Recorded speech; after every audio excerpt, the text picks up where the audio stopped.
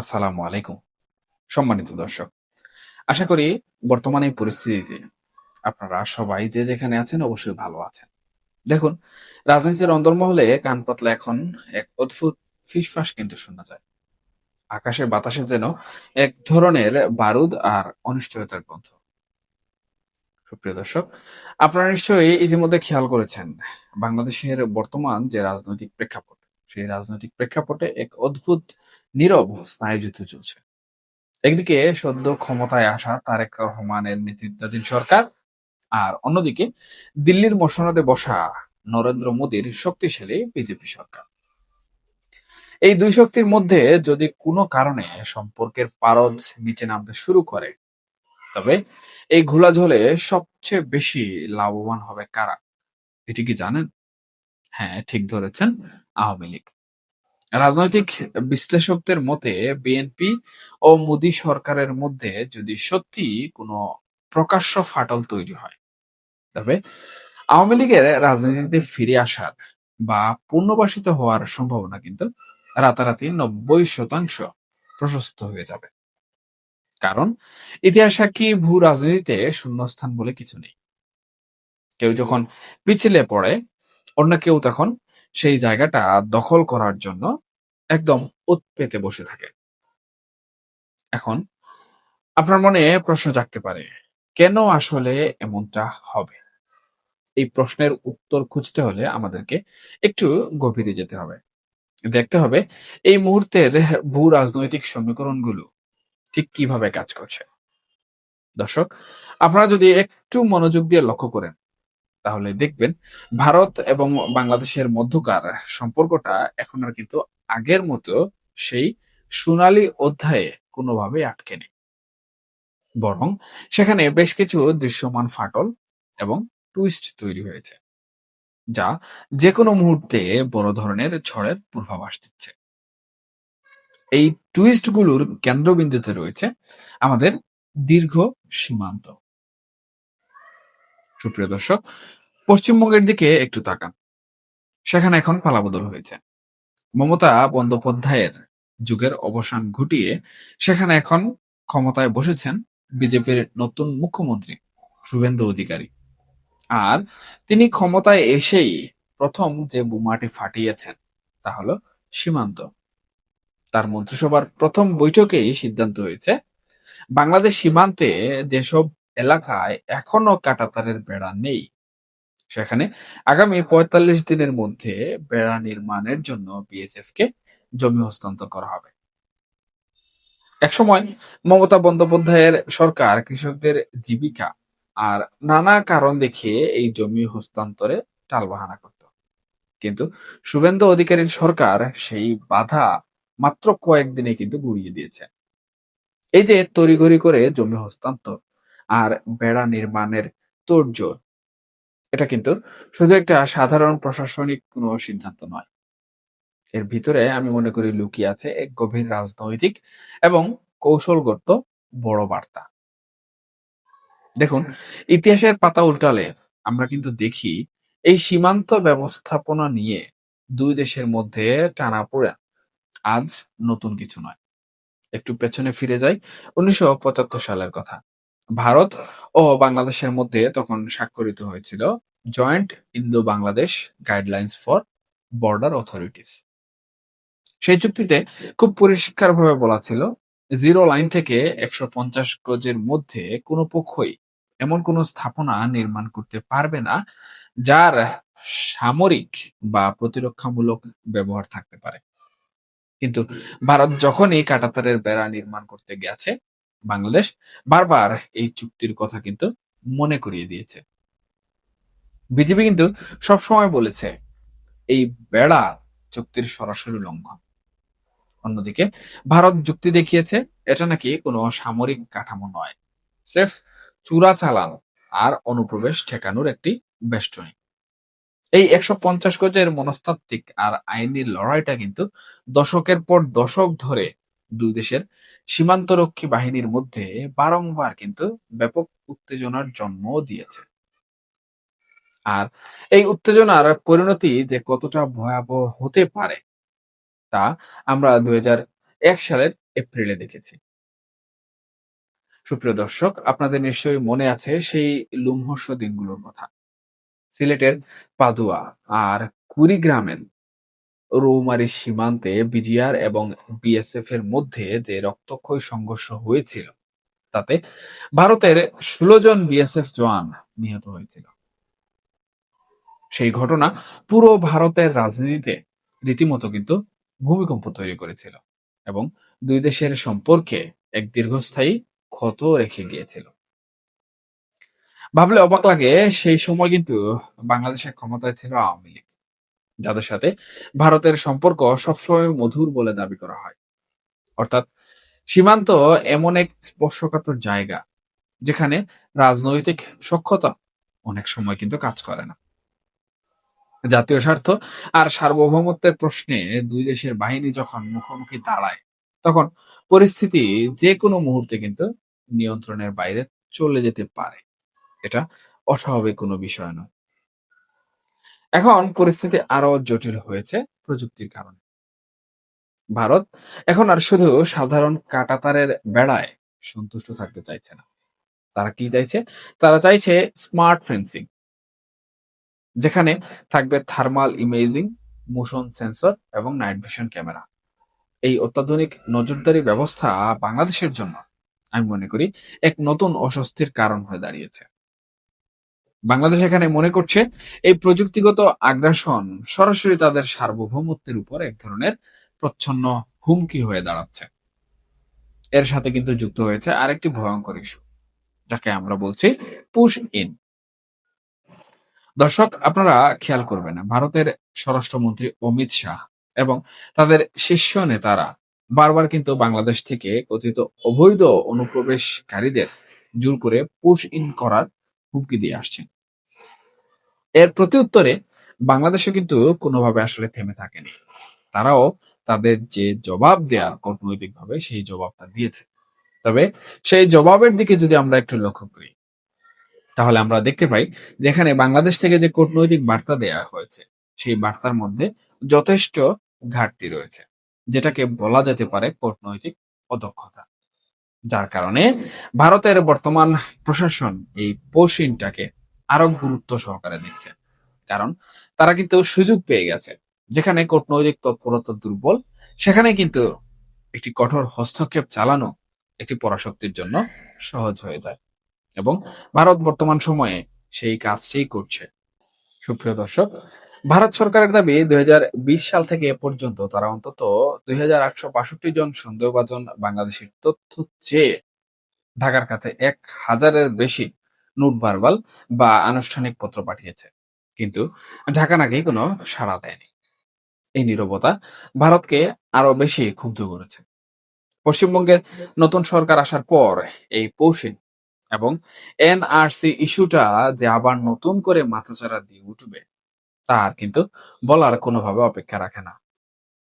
এর মধ্যেই বাংলাদেশের পররাষ্ট্র মন্ত্রণালয় কিন্তু কড়া ভাষায় পাল্টা জবাব দেওয়ার ইঙ্গিত দিয়ে রেখেছে, যে সম্পর্কে আমি একটু আগে বলেছিলাম। অর্থাৎ এখানে কিন্তু কেউ কাউকে ১ ইঞ্চিও ছাড় দিতে কোনোভাবেই রাজি নয়। আর ঠিক এখানেই চলে আসে আমাদের আলোচনা সেই কাঙ্ক্ষিত, গুরুত্বপূর্ণ এবং মূল পয়েন্ট। এই যে সীমান্তে বেড়া দেয়া, স্মার্ট ফেন্সিং আর পুশ ইন নিয়ে ভারত ও বাংলাদেশের মধ্যে একটা যুদ্ধংদেহী পরিবেশ তৈরি হচ্ছে। এই পুরো বিষয়টা বর্তমান বিএনপি সরকারের জন্য, আমি মনে করি একজন পর্যবেক্ষক হিসাবে, এক বিশাল বড় অ্যাসিড টেস্ট। তারেক রহমানের নেতৃত্বাধীন সরকার যদি ভারতের এই আগ্রাসী নীতির সামনে মাথা নত করে, তবে তারা দেশের ভেতরে তাদের যে জাতীয়তাবাদী ভোট ব্যাংক, তাদের যে মূল শক্তি, তা চিরতরে কিন্তু হারিয়ে ফেলবে। দেশের মানুষ তাদের সরাসরি ভারতের দালাল বলে আখ্যা দেবে। আবার তারা যদি শক্ত হাতে এর মোকাবেলা করতে যায়, বর্ডার ফোর্সের মধ্যে যদি ২০০১ সালের মতো কোনো অনাকাঙ্ক্ষিত সংঘাত বেঁধে যায়, তবে ভারতের সাথে তাদের কূটনৈতিক সম্পর্ক কিন্তু একদম তলানিতে গিয়ে ঠেকবে। ভারত তখন মরিয়া হয়ে উঠবে বাংলাদেশে এমন একটি সরকারকে ক্ষমতায় আনতে, যারা অন্ততপক্ষে তাদের কথা শুনবে এবং তাদের এই সীমান্ত নিরাপত্তার বিষয়টি সবথেকে বেশি প্রায়োরিটি দেবে। আর এই সুযোগটার অপেক্ষাতেই কিন্তু প্রহর গুনছে মাঠের বাইরে থাকা আওয়ামী লীগ। তারা খুব ভালো করেই জানে ভারতের সমর্থন ছাড়া বাংলাদেশে টিকে থাকা বা পুনরায় ক্ষমতায় আসা কতটা কঠিন। তাই বিএনপি এবং মোদী সরকারের মধ্যে দূরত্ব যত বাড়বে, আওয়ামী লীগের জন্য দিল্লি থেকে সবুজ সংকেত পাওয়ার সম্ভাবনা ততই কিন্তু উজ্জ্বল হবে। এটা এক ধরনের রাজনৈতিক বড় দাবার চাল। ভারত চাইবে তারেক রহমানের সরকারকে চাপে রেখে নিজেদের ভূ রাজনৈতিক স্বার্থ যতটুকু রয়েছে তা হাসিল করতে। আর তারেক রহমান চাইবেন দেশের মানুষের সেন্টিমেন্টকে কাজে লাগিয়ে ভারতের চাপ সামলাতে।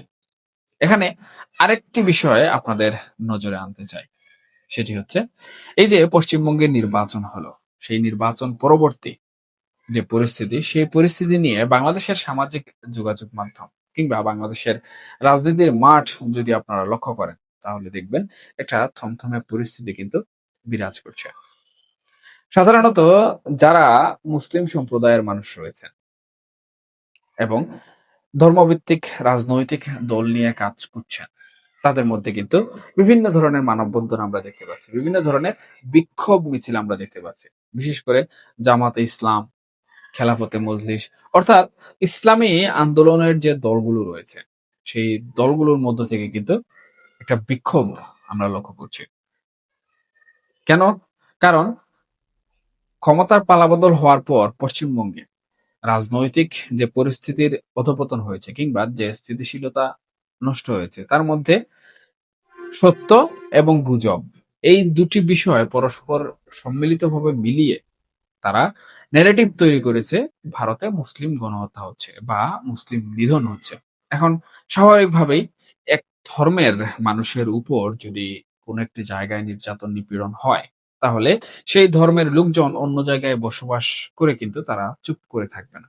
বিশেষ করে আমাদের বাংলাদেশের মতো মুসলিম চিন্তাশীল যে দেশ বা মুসলিম সম্প্রদায় সব থেকে বেশি সংখ্যাগরিষ্ঠ, সেখানে কিন্তু এর প্রতিবাদ হবেই এবং এটা হয়ে এসেছে যুগ যুগ ধরে। কিন্তু এখানে যদি পাকিস্তানের কথা আমরা নিয়ে আসি, বিশেষ করে পাকিস্তানে যখন কোনো জঙ্গি হামলা হয়, সেখানে কিন্তু কোনো হিন্দু গিয়ে জঙ্গি হামলা করে না। জঙ্গি হামলাটা হয় মুসলমানের মধ্যে। এই কিছুদিন আগেরই একটি ঘটনা, পাকিস্তানের এক পুলিশ ফাঁড়িতে এক ভয়ঙ্কর কার বিস্ফোরণ হলো, জঙ্গি হামলা হলো। সেখানে কতজন মানুষ মারা গেল। কিন্তু পাকিস্তানের এই ধরনের ঘটনাতে কিন্তু আমাদের ইসলামী আন্দোলনের দল যারা রয়েছে, যারা ইসলামী ভাবগম্ভীর্য নিয়ে রাজনীতির মাঠে উপস্থিত থাকেন, তাদের মধ্যে থেকে কোনো প্রতিবাদ আসেনি। কেন আসেনি, কি জন্য আসেনি, এই বিষয়ে বিস্তর আলোচনা এখন করতে গেলে আমাদের আলোচনার যে মূল বিষয়বস্তু সেটি হারিয়ে যাবে। তাই আমি অল্পতে এখানে শেষ করে দিলাম। কিন্তু ভারতের বেলায় দেখবেন সব সময় তারা সোচ্চার। কেন সোচ্চার, এই প্রশ্নটি অবশ্যই আসবে। এখানে আপনারা বলতে পারেন ধর্ম, জাতিসত্তা কিংবা এই যে রাজনৈতিক মারপ্যাচ এগুলো। কিন্তু আমি আমার পর্যবেক্ষণ থেকে এখানে বলবো, বর্তমান সময়ে ভারত সরকার এবং বাংলাদেশ সরকার, অর্থাৎ মোদী সরকার এবং তারেক রহমান সাহেবের সরকারের মধ্যে যে দ্বন্দ্ব চলমান রয়েছে, সেই দ্বন্দ্বটা যদি এই মুসলিম নিধন বা এই যে পশ্চিমবঙ্গের সরকার পরিবর্তনের পর যে অস্থিতিশীল পরিবেশ এবং যে সত্য এবং গুজবকে কেন্দ্র করে যে বিক্ষোভগুলো বাংলাদেশে হচ্ছে, এগুলো কিন্তু সরাসরি ভারত বিরোধী হিসাবে ভারতীয়রা দেখছে বা ভারতীয় নীতি নির্ধারকরা দেখছে। এখানে কারা করছে, কোন রাজনৈতিক দল করছে, কোন ব্যানারে করছে, এটি কিন্তু তাদের কাছে মুখ্য নয়। তাদের কাছে মুখ্য হচ্ছে এই ইস্যুটাকে কেন্দ্র করে বাংলাদেশ থেকে তাদের বিরুদ্ধে বিক্ষোভ হচ্ছে। তার মানে এটি সম্পূর্ণভাবে ভারত বিরোধী একটি রাষ্ট্র। আর এই সুযোগটি কিন্তু তারাই চাচ্ছে, যারা বর্তমান সময়ে বাংলাদেশ এবং ভারতের মধ্যে একটি সুসম্পর্ক তৈরি হোক, এটি চায় না। আলটিমেটলি সরকারের এখানে ক্ষতি হোক, এটি তাদের মূল লক্ষ্য। এখন সরকার এই বিষয়ে খুব ভালো করে কিন্তু অবগত আছে এবং তারা খুব ভালো করে কিন্তু অবজারভেশন করছে যে বাকি বিষয়গুলোর পাশাপাশি এই নেরেটিভটাও কিন্তু ভারতের কাছে তাদের যে ভাবগাম্ভীর্য রয়েছে, তাদের বর্তমান সময়কার যে জৌলুস রয়েছে, সেটাকে অনেকটাই তলানিতে নিয়ে গেছে। আর অপরদিকে ভারতের বর্তমান যে পদক্ষেপ সমূহ, পশ্চিমবঙ্গের যে পদক্ষেপ সমূহ, বিজেপি সরকারের যে পদক্ষেপ সমূহ, সেগুলো থেকে কিন্তু মোটামুটি বলা চলে যে সীমান্তে এক প্রকার যুদ্ধের দামামার মতো পরিস্থিতি কিন্তু তৈরি হচ্ছে। তবে এটি আসলে কোনো সংঘাতে রূপ নেবে কিনা এটা কিন্তু সময়ই বলে দেবে। কিন্তু সম্পর্কের যে অধঃপতন হচ্ছে এটি কিন্তু স্পষ্টই দেখা যাচ্ছে। আর সম্পর্কের অবনতি হওয়া মানেই কিন্তু বাংলাদেশের রাজনীতিতে ভারতের হস্তক্ষেপের একটি প্রশস্ত রাস্তা তৈরি হয়ে যাওয়া। আর ভারত যখনই সেই সুযোগ পাবে, তখনই কিন্তু তারা চেষ্টা করবে তাদের পক্ষের শক্তিকে, অর্থাৎ আওয়ামী লীগকে তারা যেভাবেই হোক বাংলাদেশে স্টাবলিশ করতে কিংবা বাংলাদেশে পুনর্বাসন করতে। এবং এই অপেক্ষা, এই নীতি নিয়েই বর্তমান সময়ে কিন্তু রাজনৈতিক অন্দরমহলে বা পর্দার আড়ালে একটি বড় পরিকল্পনা চলছে। সেই পরিকল্পনার ফলাফল দেখার জন্য আমাদের হয়তোবা অপেক্ষা করতে হতে পারে। তবে মুদ্রার উল্টো পিঠ হলো, যদি বাংলাদেশ সরকার তাদের কূটনৈতিক দক্ষতার মাধ্যমে ভারতের সাথে সকল সমস্যার সমাধান ঘটিয়ে একটি সুন্দর রাষ্ট্রীয় কাঠামো গঠন করে দেশ পরিচালনা করতে পারে এবং কূটনৈতিক সৌহার্দ্যপূর্ণ শিষ্টাচারপূর্ণ সম্পর্ক তৈরি করতে সফল হয়ে যায়, তাহলে যারাই ভারত বিরোধী প্রচারণা করছেন, ভারত বিরোধী ন্যারেটিভ তৈরি করার চেষ্টা করছেন, অথবা যারাই ভাবছেন যে তারেক রহমান সাহেব এবং মোদী সাহেবের মধ্যে দ্বন্দ্ব হলে আমরা মাঝ থেকে ঢুকে পড়বো বা আমাদের রাস্তা প্রশস্ত হয়ে যাবে, তারা, আমি মনে করি, অনেকটাই দিবাস্বপ্নের মধ্যে থাকতে হবে। সেই সুযোগ হয়তোবা সরকার দিবে না। তবে যদি দিয়ে দেয়, যদি এরকম পরিস্থিতি হয়ে যায়, তাহলে কিন্তু আওয়ামী লীগের প্রত্যাবর্তন, শেখ হাসিনার প্রত্যাবর্তন, আওয়ামী লীগের পুনর্বাসন বাংলাদেশে হবে এবং সেটা হতে খুব একটা বেশি সময় লাগবে না। সুপ্রিয় দর্শক, আলোচনা অনেক দীর্ঘ হয়ে গেছে। পরিশেষে একটা কথাই আমি এখানে বলতে চাই, রাজনীতিতে আসলে শেষ কথা বলে কোনো কিছু নেই।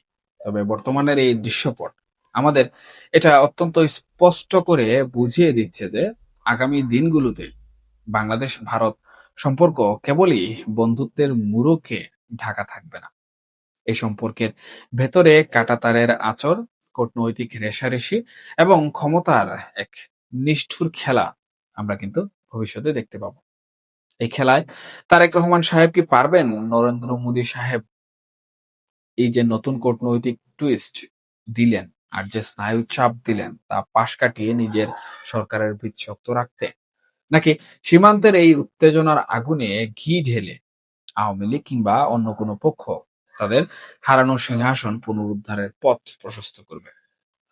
আমি আগে যেমনটি বলেছিলাম সেটা সময় বলে দেবে, কিন্তু এতটুকু নিশ্চিত করে বলা যায় আগামী কয়েকটা মাস বাংলাদেশের রাজনীতির জন্য হতে যাচ্ছে চরম নাটকীয় এবং শ্বাসরুদ্ধকর। ধন্যবাদ সবাইকে। ভালো থাকবেন, সুস্থ থাকবেন। অবশ্যই, অবশ্যই নিরাপদে থাকবেন। এবং এই আলোচনা প্রসঙ্গে আপনাদের যদি কোনো মন্তব্য থেকে থাকে তাহলে অবশ্যই সেটা কমেন্ট বক্সে জানাবেন। কারণ আপনাদের মন্তব্য আমার জন্য অনেক গুরুত্বপূর্ণ। আমি সেখান থেকে শিক্ষা অর্জন করি। আল্লাহ হাফেজ।